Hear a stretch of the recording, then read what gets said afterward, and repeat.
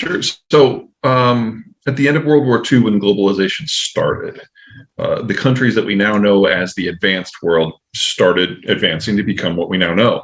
They started to industrialize in a very big way in the 50s and the early 60s in particular. And in that process, people started to move off of the farm into higher value added jobs. Industrialized inputs such as fertilizers and fuels were making it in the countryside. That meant you could grow more food with fewer people. Those people were freed up to move into the town where the new manufacturing jobs were. And that generated the pattern that held true until very recently. Because first we did it with the advanced world, then the advanced developing world, and then poorer parts of the developing world in three distinct phases. When you move to the town, you have fewer kids. But it doesn't show up as smaller populations right away. It takes about 50 years. As you industrialize your healthcare system and things like antibiotics and sutures become more common, the mortality rate drops. So a great example is China. They started industrializing in about 1980, but from 1980 to 2020, roughly 3/4 of their population expansion wasn't from new births. It was simply from people living longer. So for the first 50 years, give or take, of your expansion in that way, your population gets bigger, but the number of children you have stays the same or actually shrinks. And after 50 years, you have now aged long enough that you no longer have people to have children. And that is the situation we find increasingly true in any number of countries. Germany and Italy and Belgium and Korea are there now. So is China. The next round will have the Netherlands. It'll have Thailand. It'll have Brazil. And so we already know what the demographics of the future are going to be, assuming that there's no big breakdown in trade relations or economic norms, simply because we've been on this path for a while already. Oh, absolutely. Those are all supporting factors. The industrialization, urbanization experience is far and away number one. So clearly, but that doesn't mean that countries aren't capable of making their situation worse. So the Chinese population bomb was going to happen regardless. But doing the one-child policy and mass selective sex abortions for females throughout the entire period that the urbanization was going on made it terminal in the 2000s rather than the 2020s, as it probably would have been otherwise. So we're looking at the collapse of the Chinese demographic picture this decade, not next decade or the 2040s, this decade, because of those compounding factors. Population is a big part of that, because if you run out of people in their 20s and 30s, you've lost your consumption base, and your only way to keep the system running is to export. So this is the Japanese, the Korean, and the German model. But if you break down global trade, whether it's because the Americans go their own way or populism bursts up in a lot of places, or you have a heavily mercantilist country like China or a war like what's going on in Russia, all of that breaks supply chains and makes it difficult, if not impossible, for countries to get the raw materials they need to keep an industrialized system going. One of the great achievements of globalization is about bringing the inputs, food, energy, raw materials, to every country of the world who wants to play, which is every country of the world, pretty much. But if you break down the supply systems, the technologies of industrialization are not sustainable without those inputs. So we're going to see large portions of this world, China is the country I'm most concerned about, deindustrializing as they simply can no longer maintain the inputs that make modern life possible. And keep in mind that two of the aspects of modern life are electricity and food. Well, you can have terminal deindustrialization and you can have terminal depopulation. 50 years on, 75 years on from globalization, number of countries whose demographic profile has gone terminal.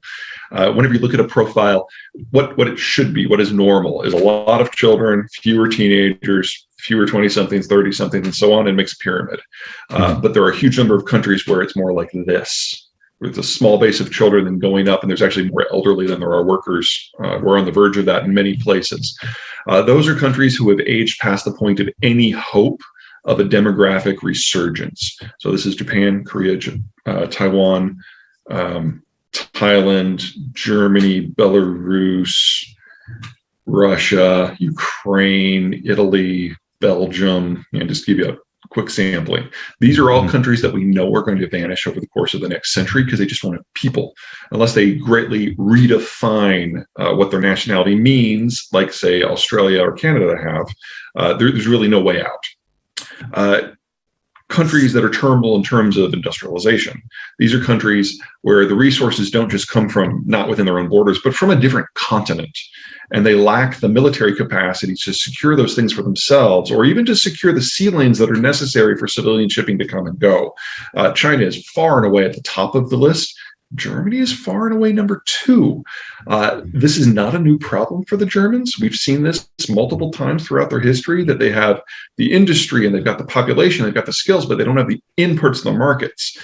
And under NATO and the EU, the Germans haven't had to go all Highlander on everybody in order to get that. But you break down American support or European collegiality, and that kind of goes away. So we're going to have an interesting conversation here this summer when the Russians are offering the Germans energy they need to keep going for a price when it comes to cooperation or lack thereof in the Ukraine war. And we're going to see a lot of things challenged, because right now Europe is more united than it has been since the Treaty of Westphalia. I mean, this is really weird. We've never seen this level of agreement without first having the bottom fall out. But Ukraine and the Americans being involved in the Ukraine war has generated a lot of solidarity. But as the Russian energy stops flowing for a mix of reasons, the Russians will have the option for keeping Germany supplied. Their pipeline goes a different route, it goes under the water directly to Germany. And so Germany will have a choice between having energy and electricity and industry and partnering with Russia, or not, and deindustrializing. So we're going to have a lot of countries in that general situation with some hard choices to make this year. It depends on where you are, and depends on which gadget you're talking about. So I expect a North American manufacturing system to do very well in this world that we're going into. Most of our resources are within the hemisphere. The United States has the healthiest demography for both production and consumption in the world. And Mexico has the most favorable demographic structure for production and consumption in the advanced developing world. And courtesy of NAFTA and NAFTA 2, we're partners. This is great. However, there are 2 economic sectors that are exceptions. The first is agriculture, because American producers are so efficient, they have to export about 1/3 of what they produce. That is going to generate some interesting mismatches as the breakdown happens. And then the second is specifically tech manufacturing. For the most part, the United States producers, in league with foreign investors, own everything: aerospace, automotive, timber products. It's all done here. But tech manufacturing specifically is a problem, because to do tech manufacturing and electronic manufacturing, you have to have different price points for labor to represent the different parts that go into a product. So if you're going to have a modern desktop phone, there's a wiring system, there's a plastic shell, there may be a battery unit. All of those are going to be done by different workforces, with different rates of compensation and different rates of skill. And one of the reasons electronics have been done so well in East Asia is you have the high end in Japan and Korea and Taiwan. You have the mid-range in Malaysia and Indonesia.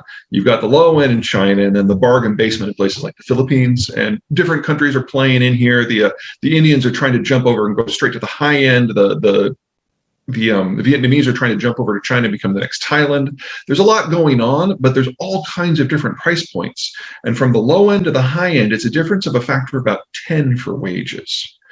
That is really good for electronics and cell phones.